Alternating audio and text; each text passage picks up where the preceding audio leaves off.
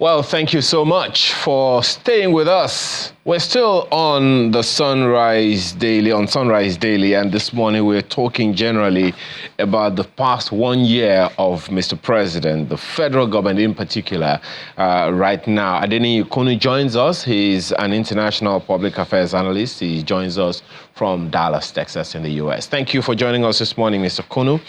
So here we are, 1 year after. It's about this time, May 29, 2023, when the president was being sworn in. Between that time and now, how would you say Nigeria has fared under President Bola Ahmed Tinubu?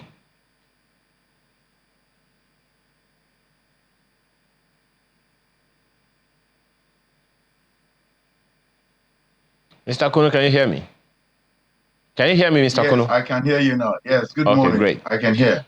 So it's about 365 days, about this time, May 29, 2023, that President Bola Ahmed Tinubu was sworn in as the next Commander-in-Chief of the Armed Forces of the Federal Republic of Nigeria. How would you say, 365 days after, that Nigeria has fared under his administration? Well, I think that the first thing we'd look at is the communication logjam, what I'll say the miscommunication among the respective persons working for him. If we look at what has transpired in the last 24 hours with regard to what came from Bayo Ononuga and Ajuri Ngelale, you'd agree with me that that is a reflection of the kind of administration that we actually find ourselves in. One of the most important things expected of any administration is to coordinate communication, and everybody must understand the hierarchy of the missive that goes from one place to the other. So I think that that is a very good place to start with regard to what the president and his communication team have done. And it also tells you how the administration itself runs. Because if the president was said to have, to address the joint session of the National Assembly, but Ajuri Ngelale came out to tell us that what he's all out to do is to commission projects across the country. For any person who is logical, it is to tell you that there's something within the administration that doesn't perhaps reflect organization. It doesn't reflect readiness. It also doesn't reflect teamwork among the people. So that is just one of the many indications of what we've had in the past 365 days. But let me move from there and talk about other things. I feel that the first thing we must look at is to do a comparative analysis of what basic indices were last year and now. So we look at inflation. Inflation now is embracing 34-35%. It was just within the early 30s, talking about last year. If you talk about insecurity, the month of May has been a month of bloodshed because there is nobody that should talk about success or succeeding without looking at what we have in the first place, the opening part of the nation's constitution, which has to do with the responsibility of government to protect the lives and property of the citizens. So you may not want to talk about we've given X amount to this, allocated X amount to that. You have to talk about the basis of it. Primary reasons for the existence of government is protection of lives. So if I wanted to do a candid assessment of 365 days in office, I'll begin with how well the administration has protected the lives and property of Nigerians. So in terms of the protection of lives and property, it's been a catalog of destruction. And you see, for me, if you can hear me, Mr. Kunu, just one moment, Mr. Kunu. Yes, please. Those are quite, critical issues that are coming, early. But if I can quickly, go back to the issue of communication that you mentioned earlier, where would you say that the problem is coming from? I ask that because the understanding we have that there is such an office as the Chief of Staff. And Chief of Staff by simple grammar would mean chief of staff of all those who work with this particular individual, in this case in point, the president. So if you are claiming that coordination is absent within the staff of the president, case in point now, the issue of the communication team, would you say that that's the same thing that happens among the entire staff all around the president? Let's say this. There is hierarchy with respect to responsibility, and more or less like talking about a minister who heads the departments and the agencies of government. That is primary.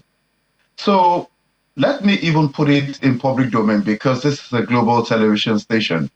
The first thing I want to mention here, since we had the confusion within the communication team of the president, the chief of staff has not made a statement. It is in this type of situation that you'd expect the chief of staff to actually put a statement out and address the situation frontally. It tells you also that the chief of staff perhaps is part of those who may not understand how certain coordination should be.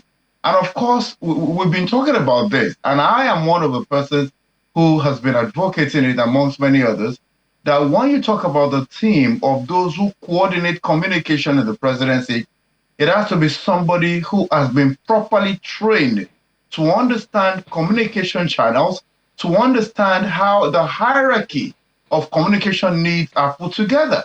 So it is obvious that the people who are the workers with the president do not even understand how communication is coordinated.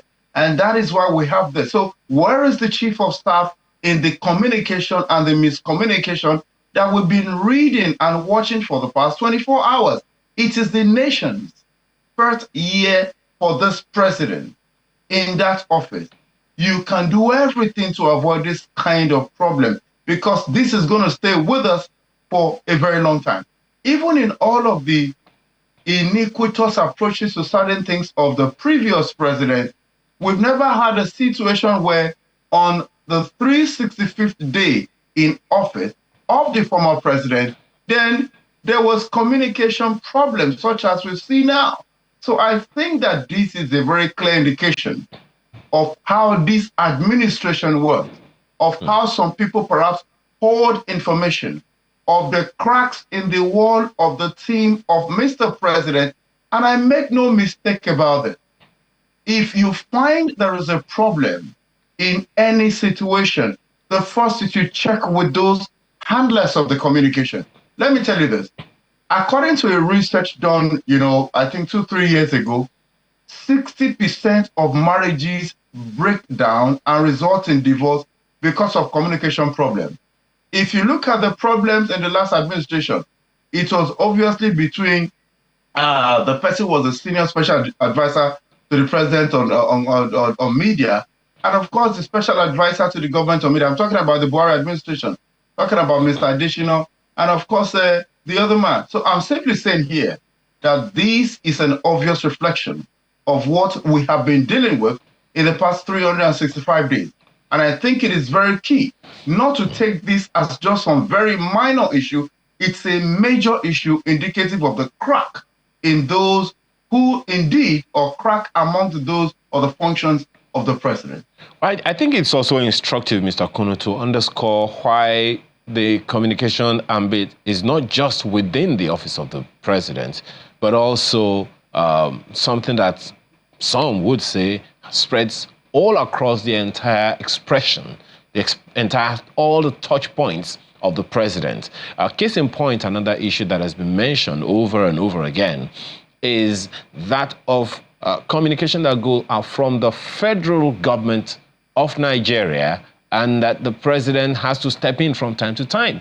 An example, just one example of several that might be pointed out, is that which came from the Central Bank of Nigeria concerning that issue of the instruction from the central bank to the banks that there is that percentage that ought to be going from the accounts of people for every transaction, talking about the cybersecurity levy, that, and a number of other issues like that. Now, the president had to step in terms of communication, not just from the president's office now, but from the government to the people, because you were talking about inflation and a number of other downers that the people have had, experiences people have had from the federal government so far over the past 1 year. The challenge of communicating these things to people is one that a number of people would say, if only I knew, maybe if only I understood why, if only I understood exactly what is going on here, maybe I would be seeing it differently. But then that communication isn't happening the way it ought to happen. Another, would be that of the journalist that was not found until we heard at some point that some activity of the federal government saw the Minister of Information making one statement or the other about that. So one is wondering, because even now the Minister of Information that is kind of doing the fire fighting, extinguishing of some of these issues that should arise. What is missing in the communication within the federal government of Nigeria, ministries, departments, and agencies and all, to the people? In the first place, intention is very key. Because don't forget that anytime we talk about the communication channels, feedback is a very key part of the channels of communication. But oftentimes, particularly recent scientists within the communication field have said, you also have to look at what the intention is. Because intention is actually the beginning of the fulcrum of whatever it is that you put out there. And let me say this, please. When people communicate, they communicate because it is key for them to get information out, which is primary. But when information is perhaps not understood, then you go back to what was the purpose of the communication? Was it to rescue a situation? Was it to keep people abreast of information? Then apart from that, you also must look at the aspect of the agencies of information. Apart from the individual in question, what about the respective channels through which information is actually out?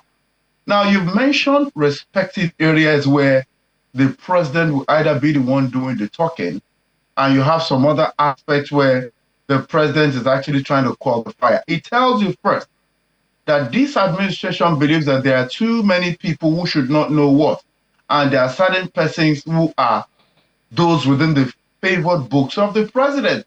And when you are dealing with the public, I've always said it, before President Bola Ahmed Tinubu got to Abuja, you must understand the kind of communication or the communication approaches that he had in Lagos, even when it comes to the issue of who is president of the country or who is governor of Lagos State.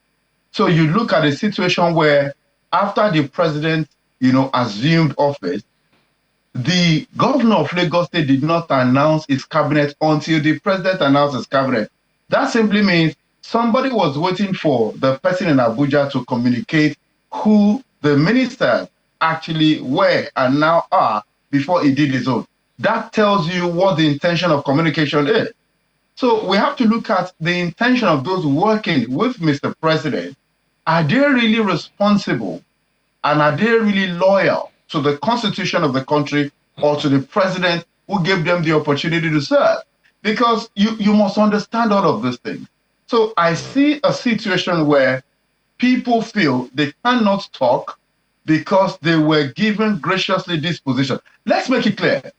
For anybody who occupies a ministerial role in any administration, you've been brought in because you have a modicum of capacity to help solve the problem of the president, who is not the alpha and omega in all instances. And that is why anybody who occupies an office is there to help rectify problems of the incapacities of the person who appoints them to office. Right now, President Bola Ahmed Tinubu has an obvious capacity, accounting. He doesn't understand communication. So a situation where the person who is Minister of Information doesn't have to tell Mr. President that this is not proper, sir. This is how we do it, because the person feels I'm going to get sacked from this privileged position that I occupy, then the president would always have problems. Ajuri Ngelale is a seasoned communicator by virtue of his training and what he has done before the appointment. Mr. Ononuga also has to be respected with what he has done in that regard. But there you have power tussle, you have power play. Some persons believe that, okay, I'm the one responsible for coordinating this. And if you check deeply, you find out that money also is in the work. Certain persons believe that certain allocations should be made for them to organize this. And because some persons feel they are not within the favored books, they have to actually do it the way they want to do it. Because if you read carefully what Ngelale put out, following the miscommunication that is evident, it tells you that certain persons obviously feel that their feathers have been ruffled and they must hold a position. And in this situation, as we rightly said when you were talking with me earlier, this is where the chief of staff comes in.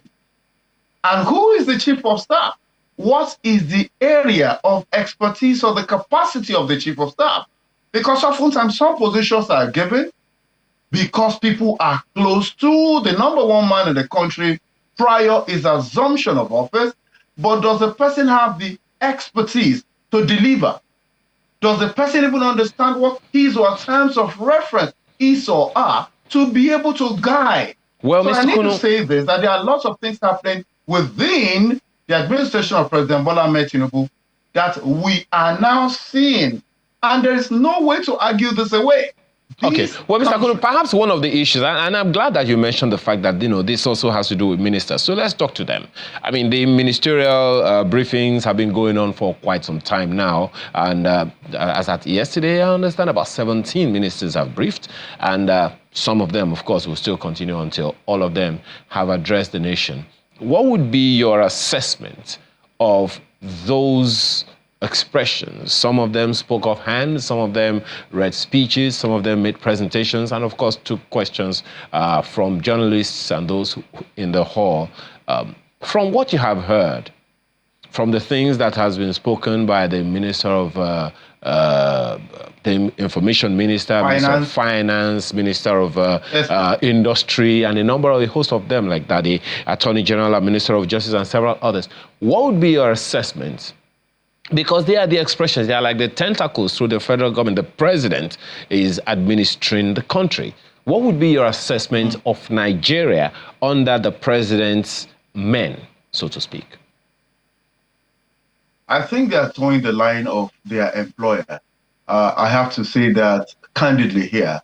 And one of the things that people must understand in contemporary leadership is impression. As a matter of fact, when you talk about the operations of the United Nations, there was a time where you never used to check things like, I think, how people saw what is being done. The word left me now. But basically, everything that I have heard glossed over or mentioned slightly the problems that this administration has caused for the citizens in terms of their daily lives, the loss of jobs, the difficulty in meeting basic needs. And for a fact, which is obvious, the Labour Party is still in a deadlock with this administration that has been self-eulogizing, especially with the statement made. Now, let me give you this picture. Mr. Wale Edu is the person I want to begin with. He said that the federal government has restored or will restore or will start paying again 50 households, but of course 75 million people. In January, when that particular program was suspended because they talked about fraud, we landed in the Better Edu crisis where eventually she was vindicated. But right now, we have still not had closure, despite all the facts we had in public domain. In the statement made by Mr. Wale Edu, he said in a line or two that the way the administration started the policy affected people, but government is actually making effort to rectify it. Excuse me, to me, Mr. Wale Edu is somebody that I know personally.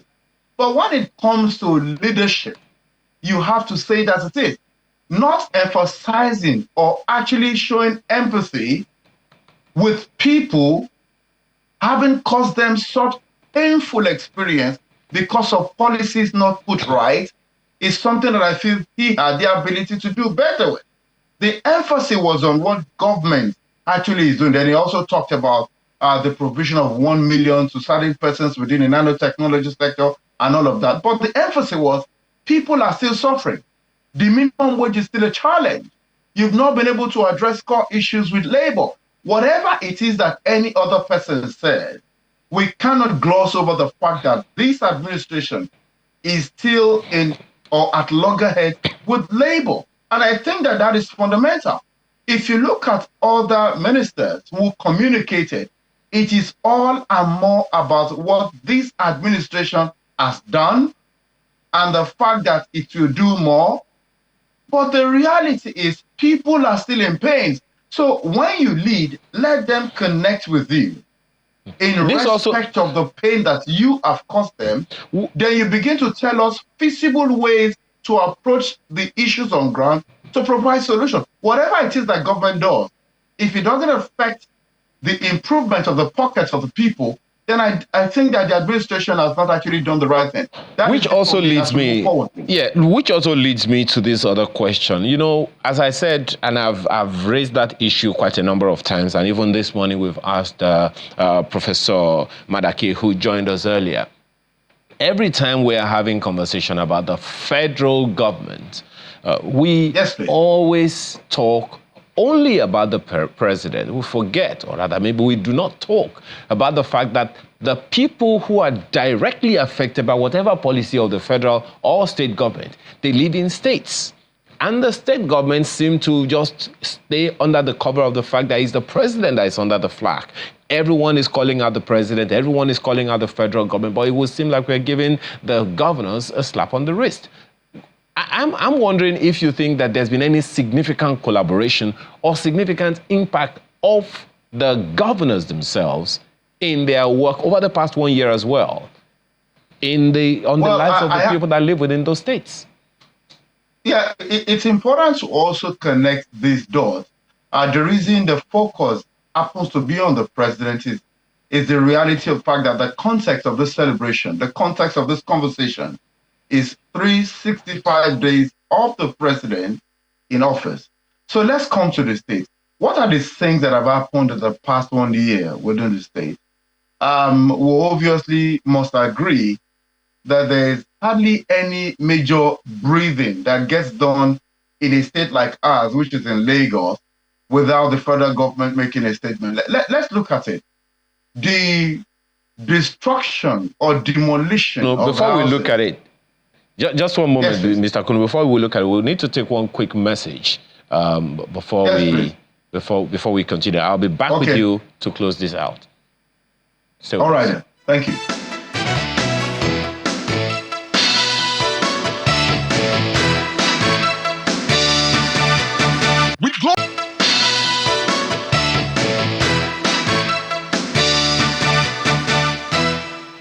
Well, thank you for staying with us. Well, Mr. Kuno, unfortunately, I'm going to have to wait until you get back from the U.S. to continue this conversation because we really have to go to the National Assembly in any moment from now. We have to thank you so much for your time today. Adeniyi Kuno is an international public affairs analyst, joined us from Dallas, Texas in the U.S. Thank you again for your time this morning.